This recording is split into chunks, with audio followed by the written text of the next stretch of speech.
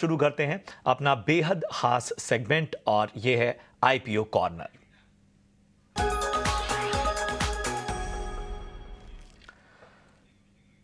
तो IPO corner में स्वागत है आपके साथ। मैं हूं अभिषेक। आज से जूनिपर होटल्स का आईपीओ खुल गया है। प्राइस बैंड है 342 से 360 रुपए और 1800 करोड़ रुपए जुटाने की कंपनी की योजना है। इस आईपीओ पर जरा व्यू लेते हैं और समझते हैं कि क्या इसमें आपको पैसे लगाने हैं या नहीं। हमारे साथ जुड़ गई हैं हेम सिक्योरिटीज की आस्था जैन। आस्था जी, बहुत शुक्रिया आपका समय देने के लिए। स्वागत है आपका एटीन स्वदेश पर। एक बार जरा परिचय करा देते हैं कंपनी के साथ। 1985 में ये कंपनी बनी है। हयात ब्रांड के होटल चलाती है, लग्जरी होटल डेवलपमेंट का भी कारोबार करती है और मुंबई, दिल्ली, अहमदाबाद और हम्पी में होटल्स हैं। लखनऊ और रायपुर में भी कंपनी के होटल्स हैं। तो लग्जरी होटल्स में ऑपरेट कर रही कंपनी है। आशा जी, बताइए कंपनी आपको ये लग कैसी रही है और इस पर क्या रणनीति बनाएं? Good morning Abhishek ji. देखिए, ये बिल्कुल जिस तरह से देखा जाए तो एक स्ट्रेटेजिक पार्टनरशिप है। एक होटल डेवलपर है और एक होटल ऑपरेटर है। डेवलपर बोले तो सराफ ग्रुप और ऑपरेटर बोले तो हयात। तो इन दोनों के बीच में ये स्ट्रेटेजिक पार्टनरशिप से ये हुआ है, जिसमें डेवलप तो सराफ ग्रुप करते हैं लेकिन ऑपरेट पूरा हयात जो out of India based company है उनका रहता है। अब अगर मैं सराफ ग्रुप की बात करूं तो 45 वर्षों का एक्सपीरियंस इनको होटल डेवलपमेंट में है। तो एक्सपीरियंस्ड प्रमोटर बेस है। इनके 7 होटल्स हैं। आपने बिल्कुल यहाँ पे सही बताया और बड़ी-बड़ी सिटीज में इनके होटल है। जैसे कि बॉम्बे में हो गया है, फिर अहमदाबाद में है, दिल्ली में है, इस तरह से है। तो अभी इसमें लगाने की सलाह है। तो मेरे हिसाब से अगर इस आईपीओ को देखा जाए तो रेटिंग तो हम सब्सक्राइब की दे रहे हैं, लेकिन लॉन्ग टर्म के लिए लगाने की सलाह है। लॉन्ग टर्म का अगर पर्सपेक्टिव हो तो लगाएं। तो जिसका भी यहाँ पे लॉन्ग टर्म पर्सपेक्टिव है उस हिसाब से मैं लगाने की सलाह दे रही हूँ। उसके पीछे के कुछ कारण है अभिषेक जी। देखिए, अभी तक के जो फाइनेंशियल्स हैं उसमें कंटिन्यूअसली लॉसेस दिखाए हैं कंपनी ने, लेकिन आगे जाते हुए कुछ एक फैक्टर्स ऐसे हैं जिसके की चलते फाइनेंशियल परफॉर्मेंस सुधरेगी और इसी वजह से हम ऑप्टिमिस्टिक हैं इस काउंटर पे लॉन्ग टर्म के लिए। तो राय ये रहेगी कि लॉन्ग टर्म पर्सपेक्टिव हो तो लगाएं। लिस्टिंग डे के दिन की बात करें तो हो भी सकता है और नहीं भी हो सकता, कुछ गेन मिले। उसका बहुत यहाँ पे ज्यादा मेरे को लगता नहीं है प्रभाव रहेगा लिस्टिंग गेन का, इसीलिए लॉन्ग टर्म के हिसाब से लगाने की सलाह रहेगी इस आईपीओ में। ठीक है, लॉन्ग टर्म का नजरिया है तो ही लगाएं। लिस्टिंग गेन की ज्यादा उम्मीद ना करें। हो भी सकता है, नहीं भी हो सकता है, शायद डिस्काउंट पर भी लिस्ट हो। लेकिन आस्था जी, 1800 करोड़ रुपए का ठीक ठाक साइज है और ये पूरा का पूरा फ्रेश इशू है। हालांकि कुछ कर चुकाने पर करेंगे, कॉर्पोरेट पर्पजेस पर कुछ पैसे खर्च किए जाएंगे, लेकिन क्या ये पॉजिटिव है पूरा का पूरा फ्रेश इशू? जी बिल्कुल, मैं अब इसी पॉइंट पे आ रही थी कि मैं लॉन्ग टर्म के लिए क्यों मैं यहाँ पे पॉजिटिव हो रही हूँ। और लिस्टिंग डे के दिन की भी बात की है तो अभिषेक जी मैं बोलना चाहूंगी, डिस्काउंट लिस्टिंग की यहाँ पे उम्मीद काफी कम है। मेरे को नहीं लगता कि डिस्काउंट में लिस्ट होगा, लेकिन हम सब जानते हैं अगर मार्केट का मूड माहौल साथ नहीं दिया तो उसकी कोई भी यहाँ पे गारंटी नहीं लेता। लेकिन ये एक जरूर पॉसिबिलिटी लगती है कि लिस्टिंग अगर किसी वजह से ऊपर भी होती है तो बहुत बड़े गेन तो नहीं होंगे।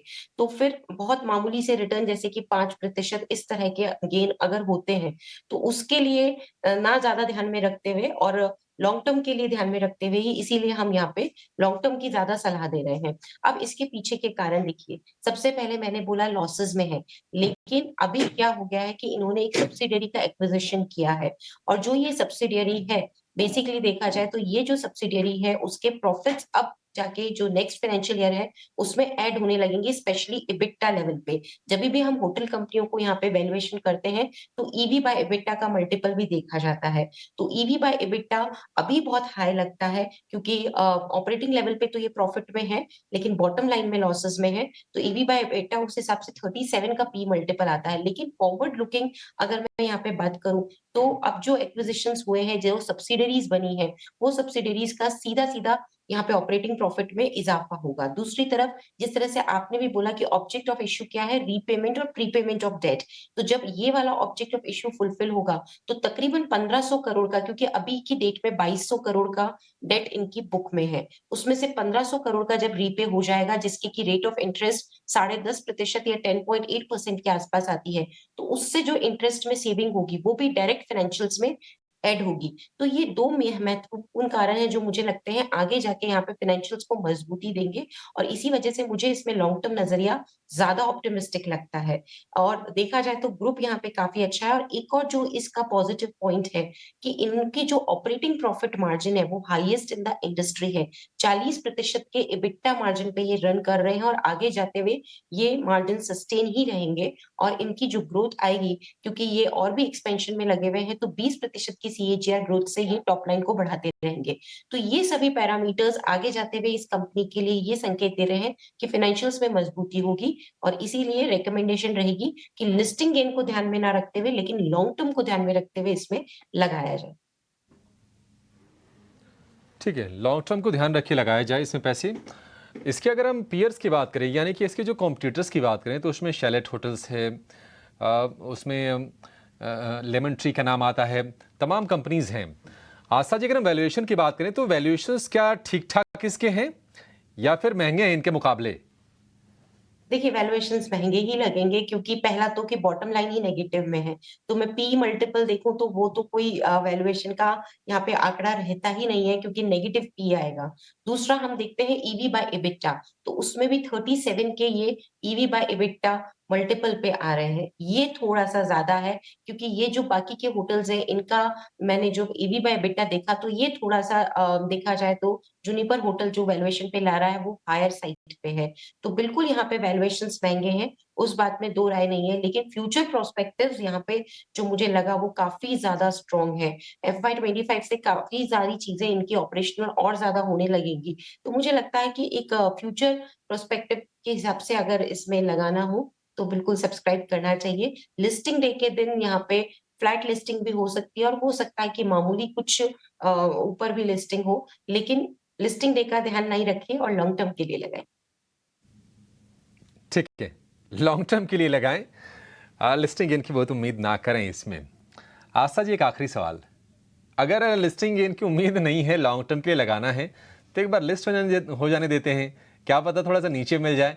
और दूसरा प्रश्न, चूंकि ये पूरा स्पेस होटल वाला हॉस्पिटैलिटी वाला पूरा बजिंग है, क्या कोई बेहतर ऑप्शन नहीं है जो ऑलरेडी लिस्टेड स्पेस में है वहां पर ना फोकस कर ले बल्कि?